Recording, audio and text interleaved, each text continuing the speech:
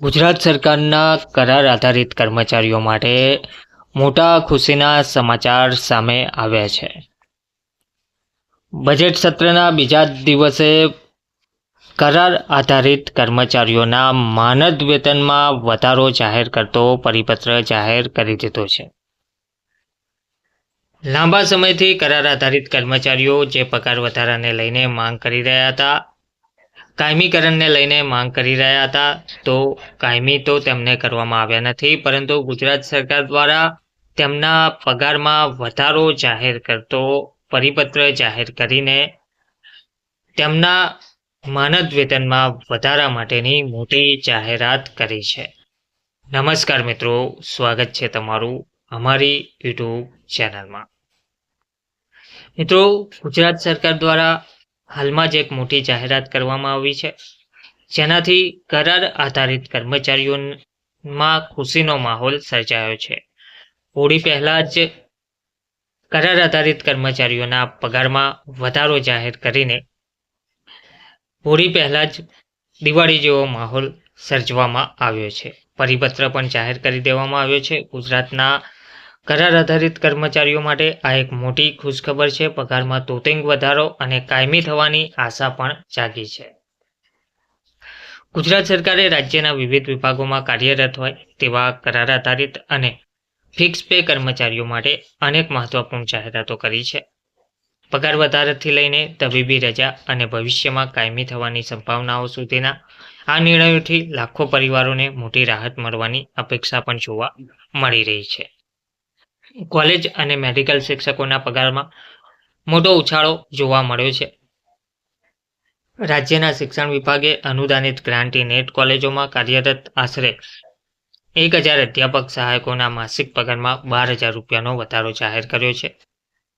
આ વધારા સાથે તેમનો પગાર 40,176 રૂપિયાથી વધીને 52,000 રૂપિયા થયો છે.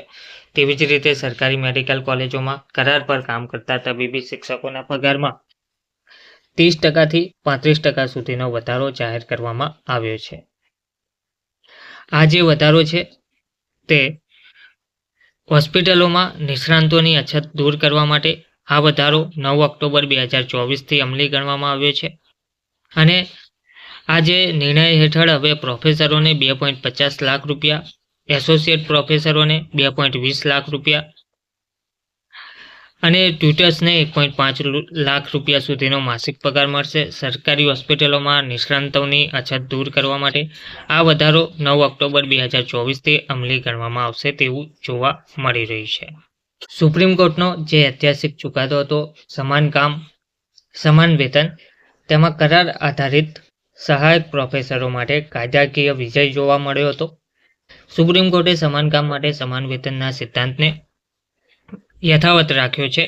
અદાલતે આદેશ આપ્યો છે કે ગુજરાતમાં કરાર પર કામ કરતા સહાયક પ્રોફેસરોને નિયમિત પ્રોફેસરોના લઘુત્તમ પગાર ધોરણ જેટલું જ વેતન મળવું જોઈએ. કોર્ટે એ બાબતે ગંભીર ચિંતા વ્યક્ત કરી છે કે જ્યાં નિયમિત પ્રોફેસરો અંદાજે 1.36 લાખ રૂપિયા મેળવતા હતા, ત્યાં કરાર આધારિત શિક્ષકો માત્ર 30,000 રૂપિયામાં કામ કરી રહ્યા હતા.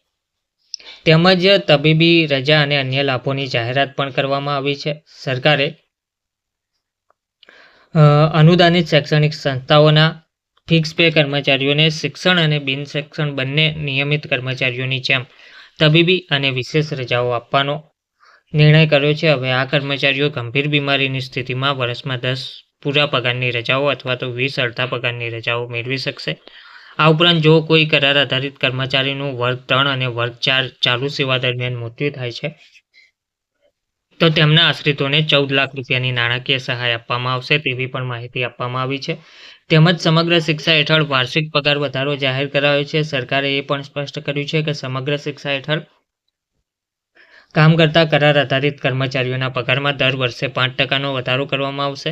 આ નિયમ 1 જાન્યુઆરી 2026થી અમલી બનશે અને તે તમામ કર્મચારીઓ પર લાગુ થશે જેમણે 1 વર્ષની સેવા પૂર્ણ કરી હશે. ધન્યવાદ.